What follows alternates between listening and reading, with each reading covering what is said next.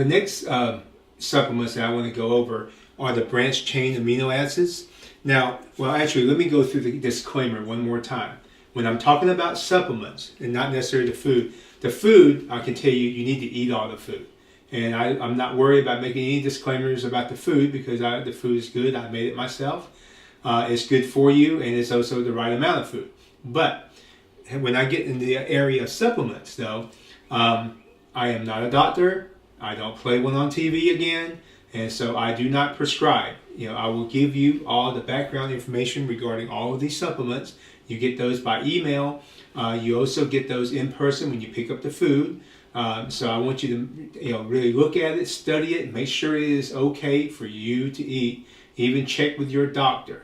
It's very important, okay? Because there's all kind of stuff that goes into supplements that, frankly, I'm a cook. I'm not a scientist, so I would hesitate to prescribe anything. However, all these supplements I do use myself and have used for many years.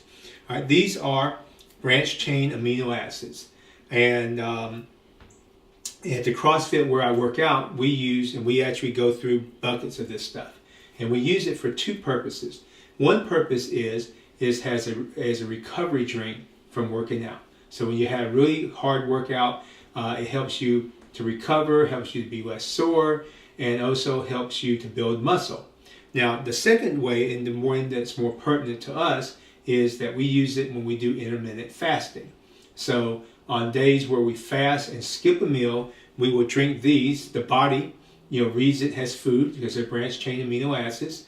It reads it has food. It keeps the metabolism stoked. So because if you skip a meal, sometimes your metabolism slows down because it starts to hoard the calories and everything that's in your body because it thinks you're starving yourself.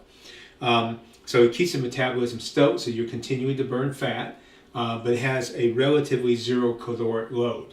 I give you 3 of these, and where I recommend using these is during the week, you have one Splurge celebration meal. So in the evening, you pick one night of that a week from 6 o'clock to 9 o'clock. You're allowed to eat what you want to eat. And that could be, for me, when I first started doing this, I would have a list of places I would go to, and I would try to go to like 10 places inside that 3-hour period. But I would go to IHOP and get the Harvest Grain and Nut pancakes. I would go by the mall and get the honey something chicken that's over there. I run over to Dunkin' Donuts or Krispy Kreme and get me a couple of the donuts. I mean, on and on and on. I would have all my places to go. And that's what I want you to do. If you're wired the way I am.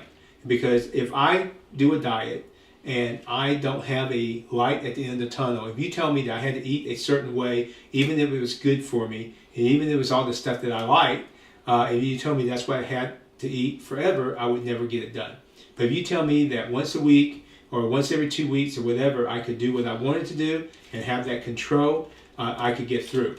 Now, there is a segment of the population who, if they have something like that to eat, then they completely, pull a bender, and the next thing you know, 2 weeks later, they wake up from a carb-induced state, and they've eaten, truckloads of donuts, and they were seen with Elvis somewhere in some Dunkin' Donuts or one of those places, which all of them I happen to love.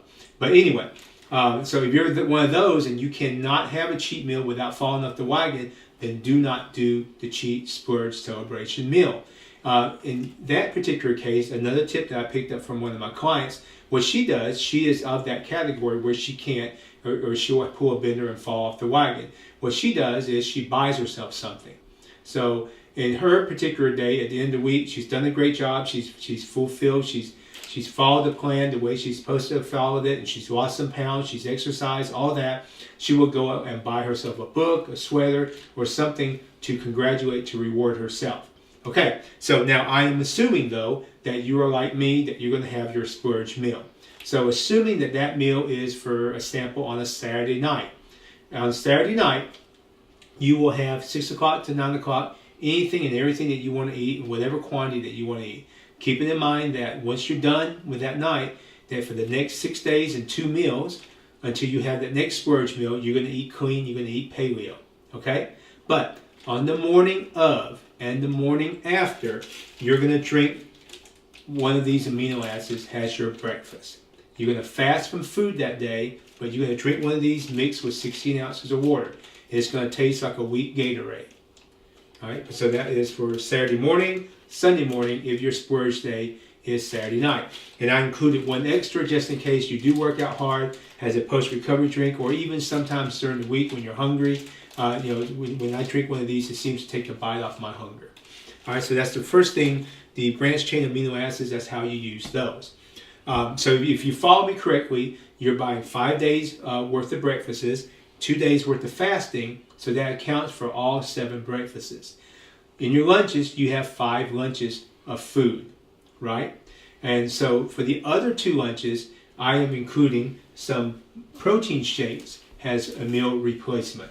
And these come either in chocolate or vanilla. You can have chocolate, you can have vanilla, you can have one chocolate, one vanilla. But they come, like most of my supplements, from GNC, who I partnered with. But this is this particular product, Power Max. And you mix this with 10 ounces of cold water. And this will suffice as your lunch on 2 of the days. Now, I do not recommend that you're drinking these the same days you're doing fasting. Otherwise, you're going to fast in the morning and have nothing to eat. Then you may have your snacks or whatever, but then you're going to fast. You're not going to fast, but you're going to have a liquid lunch. Well, by the time you come to dinner, you're going to be starving.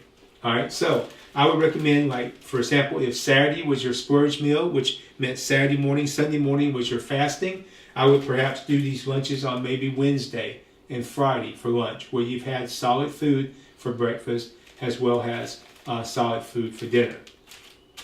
Which means that there are only 2 meals that you have to worry about: your one splurge celebration meal and finally one other dinner. And the reason I left that one other dinner open is just to give you some leeway and flexibility. But also, I do recognize, even though I do have Saskatoon Paleo clients who have eaten every meal with me now for 2 years, I do recognize that for many people, they're going to eat, they're going to get in shape, they're going to transform themselves, they're going to build great habits, and then they're going to move on. And so for the other meal, what I would recommend that you do is you slowly start cooking and eating the paleo way. That you're going to focus on 4 to 8 ounces of lean protein and green leafy vegetables. Lots of green leafy vegetables. Also, one last thing, if you need a shaker, I do have these shakers that I will be giving you that I partner with GNC on.